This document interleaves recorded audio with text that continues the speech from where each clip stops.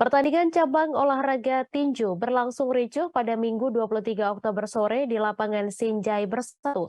Kericuhan terjadi usai laga tinju kelas 48 kg putri antara Sinjai melawan Makassar. Ofisial kontingen Sinjai menilai pertandingan berlangsung tidak adil. Seorang ofisial kontingen Sinjai dengan nada tinggi menyerukan cabur tinju untuk diboikot. Untuk informasi selengkapnya akan disampaikan langsung oleh wartawan Tribun Timur, Fakih Imtiaz yang kini sudah terhubung bersama kami. Silahkan rekan Fakih. Cabang olahraga tinju pada Pekan Olahraga Provinsi Sulawesi Selatan atau Porprov ke-17 berlangsung ricuh usai pertandingan antara atlet Sinjai melawan atlet tinju dari Kota Makassar. Usai laga di kelas 48 kg putri ini, ofisial tim Sinjai menyuruhkan agar pertandingan antara Sinjai melawan Kota Makassar diboikot.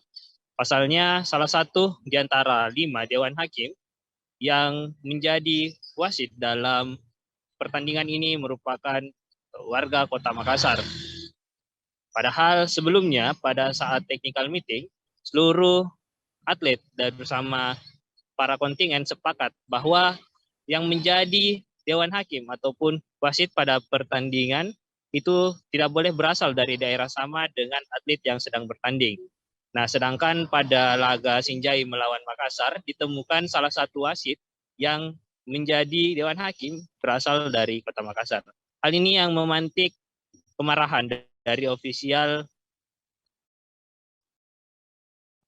atlet Sinjai dan menyuruhkan agar pertandingan antara Sinjai melawan Makassar pada cabur tinju kelas 48 kg putri diboikot.